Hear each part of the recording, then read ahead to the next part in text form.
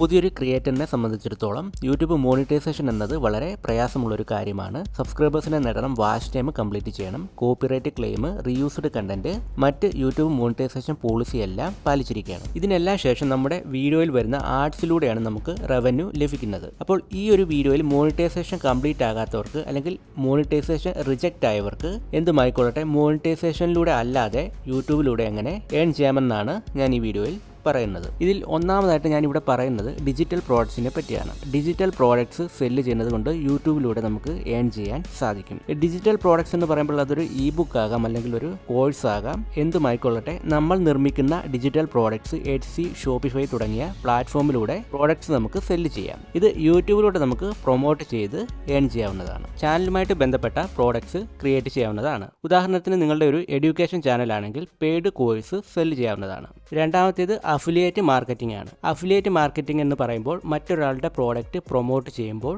അതിൽ നിന്നൊരു കമ്മീഷൻ നമുക്ക് ലഭിക്കും. കൂടുതൽ പ്രോഡക്ട്സ് സെല്ല് ചെയ്യുമ്പോൾ അതിൽ നിന്ന് കൂടുതൽ ഏൺ ചെയ്യാൻ സാധിക്കും. ഒരുപാട് അഫിലിയേറ്റഡ് പ്രോഗ്രാം ഇപ്പോൾ അവൈലബിൾ ആണ്. ക്ലിക്ക് ബാങ്ക്, ഡിജിസ്റ്റോർ 24 തുടങ്ങിയവ പ്രധാനപ്പെട്ട അഫിലിയേറ്റഡ് പ്രോഗ്രാംസ് ആണ്. ഏതെങ്കിലും ഒരു പ്രോഡക്റ്റിനെ പറ്റി വീഡിയോ ചെയ്ത ശേഷം ആ ഒരു പ്രോഡക്റ്റിന്റെ ലിങ്ക് വീഡിയോയിൽ ഉൾപ്പെടുത്താം. ഇതിലൂടെ ആരെങ്കിലും പർച്ചേസ് ചെയ്യുകയാണെങ്കിൽ അതിൽ നിന്നൊരു നിശ്ചിത പെർസെൻറ്റേജ് നമുക്ക് കമ്മീഷനായിട്ട് ലഭിക്കും. പക്ഷേ അഫിലിയേറ്റഡ് മാർക്കറ്റിംഗ് സക്സസ്ഫുൾ ആക്കാൻ അത്യാവശ്യം ഓഡിയൻസ് ഉണ്ടായിരിക്കണം. സോ നമ്മുടെ ഒരു അത്യാവശ്യം ഓഡിയൻസ് ഉള്ള ചാനലാണെങ്കിൽ, അല്ലെങ്കിൽ നല്ല സബ്സ്ക്രൈബേഴ്സ് കൗണ്ടും മോണിറ്റൈസ് ചെയ്യാൻ പറ്റാത്ത ചാനലുമാണെങ്കിൽ അഫിലിയേറ്റഡ് മാർക്കറ്റിംഗ് ട്രൈ ചെയ്ത് നോക്കാവുന്നതാണ്. മൂന്നാമത്തേത് സ്പോൺസർഷിപ്പ് ആണ്. നല്ല കണ്ടന്റ് അപ്ലോഡ് ചെയ്യുന്ന ചാനലിൽ സ്പോൺസേഴ്സ് നമ്മുടെ ചാനലിനെ സമീപിക്കും. ഇവരുടെ പ്രോഡക്റ്റ് ചാനലിലൂടെ പ്രൊമോട്ട് ചെയ്ത് ഏൺ ചെയ്യാവുന്നതാണ്. ഇത് കൂടാതെ പല വെബ്സൈറ്റിൽ നിന്നും കമ്പനിയെ നമുക്ക് അങ്ങോട്ട് കോൺടാക്ട് ചെയ്യാവുന്നതാണ്. യൂട്യൂബിൽ നിന്ന് കൂടുതൽ ഏൺ ചെയ്യാൻ സഹായിക്കുന്ന വളരെ മികച്ച ഒരു ഐഡിയ കൂടിയാണിത്. സ്പോൺസർഷിപ്പ് എന്ന് പറയുമ്പോൾ ഓരോ ബ്രാൻഡ്സ് നമുക്ക്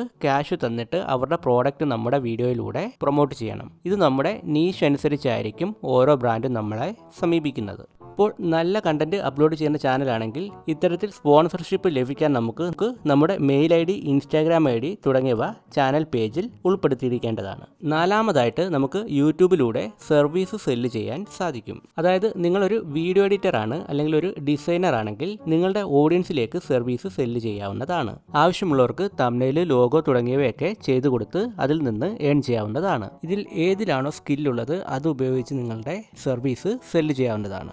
അതനുസരിച്ചുള്ള കണ്ടന്റ് ആയിരിക്കണം ചാനലിൽ അപ്ലോഡ് ചെയ്യേണ്ടത്. ഇത് ഡയറക്റ്റ് ആയിട്ട് സെല്ല് ചെയ്യാം. അതല്ലെങ്കിൽ ഫൈവർ, അപ്വർക്ക് തുടങ്ങിയ പ്ലാറ്റ്ഫോമിൽ ഓൾറെഡി ഒരു അക്കൗണ്ട് ഉണ്ടെങ്കിൽ അത് യൂട്യൂബിലൂടെ ഷെയർ ചെയ്യാവുന്നതാണ്. അഞ്ചാമതായിട്ട് നമുക്ക് നമ്മുടെ ബിസിനസ് യൂട്യൂബിലൂടെ ഗ്രോ ചെയ്ത് അതിൽ നിന്ന് ഏൺ ചെയ്യാൻ സാധിക്കും. ഇതിന് നമ്മുടെ ചാനൽ മോണിറ്റൈസ് ആയിരിക്കേണ്ട ആവശ്യമില്ല. നമ്മുടെ ബിസിനസ് ഏതാണോ അതിന്റെ വീഡിയോസ് അല്ലെങ്കിൽ അതുമായിട്ട് റിലേറ്റഡ് ആയിട്ടുള്ള വീഡിയോസ് ആയിരിക്കണം ചാനലിൽ അപ്ലോഡ് ചെയ്യേണ്ടത്. ഉദാഹരണത്തിന് നിങ്ങൾക്ക് റിയൽ എസ്റ്റേറ്റ് ബിസിനസ് ആണ് ഉള്ളതെങ്കിൽ അതിന്റെ വീഡിയോസ് യൂട്യൂബിൽ അപ്ലോഡ് ചെയ്യാവുന്നതാണ്. അതുമായി റിലേറ്റഡ് ആയിട്ടുള്ള ഓഡിയൻസിനെ ഗെയിൻ ചെയ്ത് അതിലൂടെ ബിസിനസ് വളർത്താവുന്നതാണ്.